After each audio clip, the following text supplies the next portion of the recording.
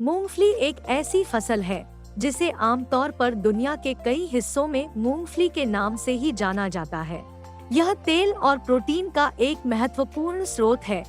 भारत, चीन, America, Nigeria और Indonesia सहित कई देशों में व्यापक रूप से इसकी खेती की जाती है।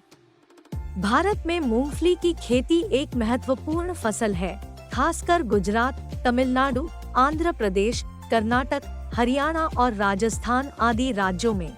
इस वीडियो में आपको मूंगफली लगाने का सही समय, मिट्टी कैसी हो, बीज कितना डालें, पोषक तत्वों की पूर्ति कैसे व कब करें, कीटों और रोगों की जानकारी दी जाएगी, जिसके कारण बहुत सारे किसान भाई परेशान रहते हैं। तो आइए बताते हैं मूंगफली की खेती के बारे में विस्तार से। मूंगफली बोने का समय। भारत में मूंगफली के बीज बोने का आदर्श समय क्षेत्र और जलवायु के आधार पर अलग अलग है। सामान्य तौर पर मूंगफली की बुवाई गर्मी या बरसात के मौसम में की जाती है। भारत में मूंगफली के बीज बोने का सबसे अच्छा समय बरसात के मौसम की फसल के लिए जून और जुलाई के बीच और गर्मी के मौसम की फसल के लिए मार्च और अप्रैल के बीच है। बुवाई का समय मूंगफली की किस्म पर भी निर्भर करता है। बीज दर।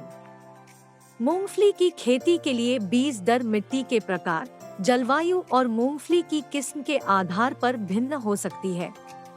सामान्य तौर पर भारत में मूंगफली की खेती के लिए बीज दर 80 से 100 किलोग्राम प्रति हेक्टेयर तक होती है। हालांकि बेहतर अंकुरण दर और उच्च पैदावार सुनिश्चित करने के लिए प्रमाणित बीजों का उपयोग करने की सिफारिश की जाती है। पोषक तत्वों की आवश्यकता। पौधों को बढ़ने के लिए विभिन्न प्रकार के पोषक तत्वों की आवश्यकता होती है, जिसमें नाइट्रोजन, फास्फोरस और पोटेशियम शामिल है। अन्य महत्वपूर्ण पोषक तत्वों में कैल्शियम, मैग्नीशियम और सल्फर शामिल है। पौधों की विशिष्ट पोषक आवश्यकताएं फसल और मिट्टी की स्थिति के आधार पर भिन्न हो सकती हैं। उर्वरकों का उपयोग मिट्टी को पोषक तत्वों की पूर्ति करने के लिए किया जा सकता है। इसके बारे में आपको आगे इस वीडियो में बताएंगे। यदि आपने हमारे चैनल को सब्सक्राइब नहीं किया तो कर ले और वीडियो को लाइक व शेयर कर दे ताकि और किसान भाइयों तक यह जानकारी पहुंच सके। मिट्टी का पीएच। मिट्टी का पीएच मिट्टी की अम्लता या क्षारीयता का एक उपाय है। बढ़िया विकास के लिए विभिन्न फसलों को अलग अलग पीएच स्तर की आवश्यकता होती है। अधिकांश पौधे 6 और 7.5 के बीच पीएच श्रेणी पसंद करते हैं। मिट्टी के पीएच को मिट्टी के संशोधनों जैसे चूने या सल्फर का उपयोग करके ठीक किया जा सकता है। बिजाई करते समय पोषक तत्वों की मात्रा। खेत तैयार करते समय 1 एकड़ के लिए urea 30 kilogram, single super phosphate 80 से 100 kilogram, MOP potash 30 kilogram, gypsum 80 से 100 किलोग्राम और सुंडी यानी गोजालट को कंट्रोल करने के लिए फिप्रोनिल 0.3 GR, रीजेंट 2 से 3 किलोग्राम प्रति का प्रयोग करें। कीट और रोग। कीट और रोग फसलों को नुकसान पहुंचा सकते हैं और उपज को कम कर सकते हैं। आम कीटों में एफिड, जैसिड, माहू, सुंडियां शामिल हैं, जबकि आम बीमारियों में फफूंदी जनित रोग और ब्लाइट आदि शामिल है। रासायनिक कंट्रोल विधियों में कीटनाशकों और फफूंदनाशकों का उपयोग शामिल है, लेकिन पर्यावरण और लाभकारी जीवों को नकारात्मक प्रभावों से बचाने के लिए इनका विवेकपूर्ण उपयोग किया जाना चाहिए। कीट और रोगों को नियंत्रित करने के लिए उपयोग करने योग्य उत्पादों की जानकारी भी आगे दी जाएगी, मगर कीटनाशकों और फफूंदनाशकों का छिड़काव करते समय ध्यान रखने वाली महत्वपूर्ण बात यह है कि छिड़काव के लिए 1 एकड़ में 150 से 200 लीटर पानी का प्रयोग करें और मौसम का ध्यान जरूर रखें, ज्यादा सूखे या बारिश के समय स्प्रे ना करें। एफिड। इसके वयस्क संभोग के बिना प्रजनन करते हैं और अपने 5 से 30 दिनों के जीवन काल में लगभग 100 निम्फ यानी बच्चे पैदा करने में सक्षम होते हैं। फसल पर प्रभाव। निम्फ और वयस्क कोमल बढ़ती हुई टहनियों और फूलों के रस को चूसते हैं, जिससे पत्तों और तनों का विकास रुक और बिगड़ जाता है। वे पौधे पर एक चिपचिपा द्रव हनी ड्यू का स्राव करते हैं, जो एक फफूंदी द्वारा काला कर दिया जाता है। काले रंग के मधुरस को सूटी मोल्ड कहा जाता है।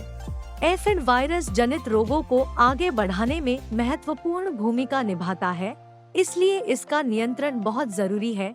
इसके नियंत्रण के लिए इन उत्पादों का प्रयोग करें।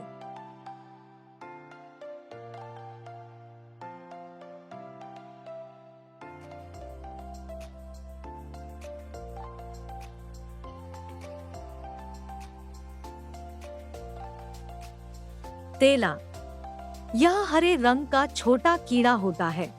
तेला को लीफ हॉपर एडल्ट के रूप में भी जाना जाता है। जैसे ही पौधे की छतरी को छेड़ा जाता है, हरा तेला उड़ जाता है। यह मध्य शिरा या पत्तों के पास अंडे देते हैं। वह अपने अंडों को पत्तों की अंतरिम भागों में डाल देते हैं। अंडों से बच्चे निकलने में 1 सप्ताह का समय लगता है और निम्फ को वयस्क होने में 10 दिन लगते हैं। जैसिड की प्रजनन करने की दर अगस्त और सितंबर या फरवरी और मार्च के दौरान या उच्च वर्षा और कम तापमान के समय बढ़ जाती है। इसके नियंत्रण के लिए इन उत्पादों का प्रयोग करें।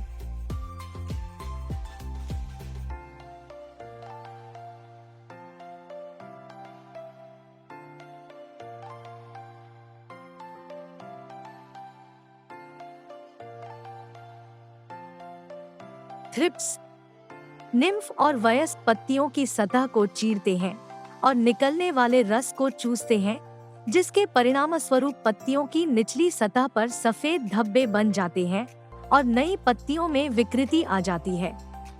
गंभीर संक्रमण से पौधों का विकास रुक जाता है।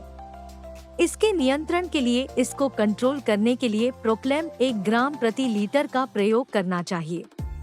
प्रमुख कीट: सफेद सूंडी गोजालट। गोजालट महीन जड़ों को खाते हैं, जिसके परिणामस्वरूप पौधे पीले और मुरझा जाते हैं। यह सुंडी यानी गोजालट जड़ों को खाते हैं और मूंगफली को भी नुकसान पहुंचाते हैं। इसकी मादा 20 से 80 सफेद गोलाकार अंडे गुच्छों के रूप में देती है और ये अंडे 9 से 11 दिन की अवधि में सफेद और पारदर्शी होते हैं। इसको कंट्रोल करने के लिए फिप्रोनिल 0.3 GR रीजेंट 6 किलोग्राम का छिड़काव या फिप्रोनिल 5% SC 2 से 3 मिली प्रति लीटर की ड्रेंचिंग करें। प्रमुख रोग: टिक्का रोग एक फफूंद जनित रोग है जो मूंगफली के शुरुआती पत्तों पर धब्बे का कारण बनता है। मूंगफली की सभी किस्में मूंगफली के फफूंद रोग जनकों के लिए समान रूप से अतिसंवेदनशील होती है। मूंगफली के शुरुआती पत्तों के दाग से पैदावार में भारी कमी आ सकती है, जिससे मूंगफली की फसल की पैदावार में गिरावट आ सकती है। रोग प्रबंधन और उपचार के आधार पर फसल नुकसान कम से कम 1% और अधिक से अधिक 50% हो सकता है। इसके नियंत्रण के लिए इन उत्पादों का प्रयोग करें।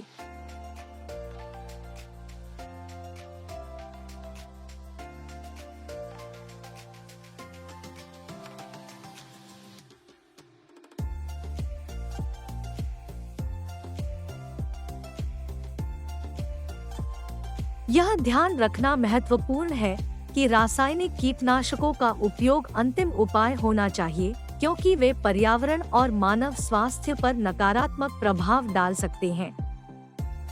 रोकथाम, निगरानी और गैर रासायनिक नियंत्रण विधियों पर ध्यान केंद्रित करके कीटनाशकों की आवश्यकता को कम करने के लिए एकीकृत कीट प्रबंधन (IPM) तकनीकों का उपयोग किया जा सकता है। गैर रासायनिक नियंत्रण विधियों के उदाहरणों में फसल रोटेशन, प्रतिरोधी किस्मों को रोपण करना और कीट आबादी को नियंत्रित करने के लिए प्राकृतिक शिकारियों का उपयोग करना शामिल है। अगर और किसी अन्य फसल की जानकारी आपको चाहिए तो आप हमें कमेंट करके बता सकते हैं। कृपया वीडियो को लाइक करें, चैनल सब्सक्राइब करना ना भूलें। धन्यवाद।